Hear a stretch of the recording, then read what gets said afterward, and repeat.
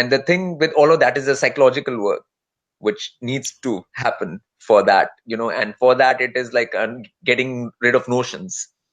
People have so many notions of different kind, all kinds of notions are there in people's heads.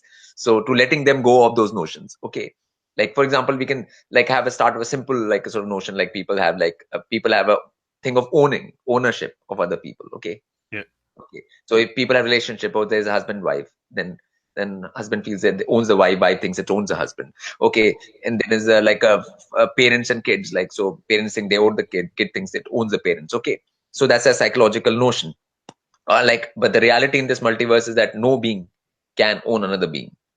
Okay. So that's the multiversal truth fact. Okay. Like that there is no being can own another being. Okay. So as long as you keep on struggling with that notion of ownership, whether in all these relationships, which is what is happening most of the time in this people and the world and stuff like that, you can see it all around you.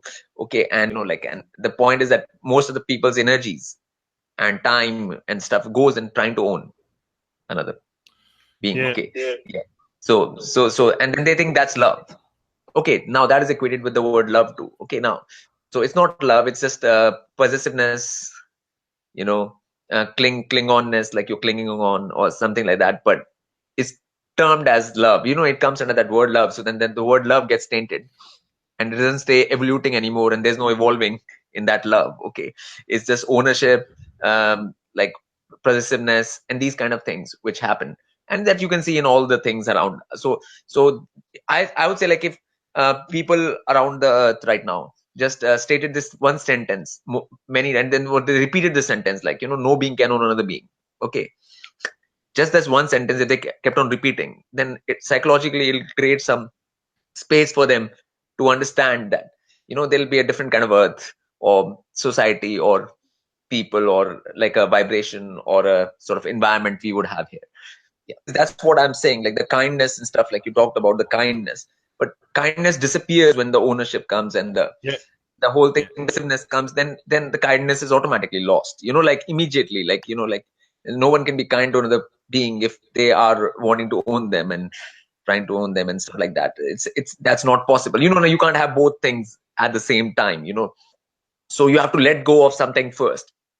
And I think this idea of ownership and that thing and possessing and clinging on is a very important thing, because that's what is actually happening. Okay, that's where people are trapped, and that's what people are functioning by, most of the people around. If you know, the thing is, in these kind of relationships, there has to be like a choice and a freedom, like, and not all beings are even human out here. So that's the problem, like that people don't understand that you're not always dealing with every being out here is a human being. Like a lot of beings which don't have any spirit, or like so there are beings like that also on earth. So the beings who have spirit, and who are dealing with that, and then they get frustrated because they're not getting the same response from the other beings and stuff like that. So there's a certain amount of knowledge people have to get into about the whole thing which we are living in, what kind of situation we are in, and that's very important before one can direct one's compassion or one's awareness properly and fully in a more like useful way. If you come across a being, any being, okay, and you want them to evolve, you want them to go up higher, okay, I mean, then that is love. Anyways, like, I mean, to me, that is love. Okay, if you deal with a being and you want them to go higher and you want them to evolve, you want better for them, that they advance, evolve, elevate is the word which Yeah. was used in the beginning. Yeah. So that is love. I mean, that automatically is love. I mean, there is no other definition of that thing, love, in that way, which we can come up with. Like, so, I mean, you don't want anything bad for them or anything, that thing. Like, you want only good, and good will only mean evolving and elevating and all of that. So that's the feeling. Okay. And then you take, okay, every being has this free choice, free will, and they'll go according to whatever their free will, free choices. So one should not be like too like pressing in this kind of thing either. Like, there cannot be any kind of pressing sort of thing. Then it becomes more again, it gets off from that love vibration or And evolving vibration.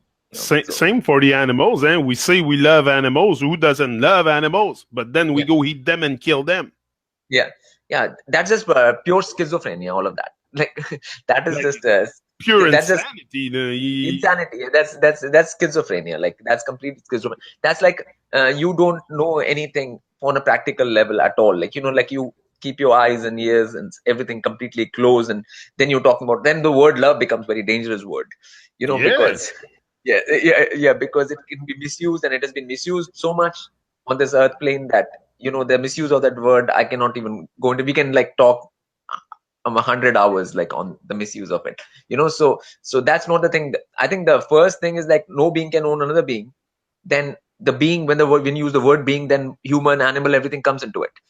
Okay, like, so automatically all beings come into it. So then it gives a bigger picture or a better picture of what love is, or how it can be actually practically applied in any situation. So where the freedom is there for the other being. And if people are keeping things like against their will, and a lot of times, and all the tensions which happen, especially in all the relationships like husband wife, and parent children, which is mostly what happens around earth, all that relationship tension, and all of that happens because there is no evolutionary thing in that. And it's mostly about possession. You are mine, I'm yours, you're mine, and then this is mine. And like it's a kind of a mantra which is required for all people. Like like it has to be like a sort of a mantra of sorts, like that we no being can own another being in this multiverse. Okay, so it takes care of all kind of situations, whether you're dealing with animals or other humans, or whatever kind of beings you deal with. Actually do this and sort of understand that in their consciousness, because consciousness understands it. Your consciousness totally understands it, but for your psychological level, your mind, everything, to understand it, you need to repeat that mantra, I would say, like to basically come to that. And if everybody is saying that, then it'll create an awareness of sorts, where a lot of things which happen in this society will not happen, and a lot of the trauma which people undergo will not be there. So then it's much more easier to love and be kind and be nice.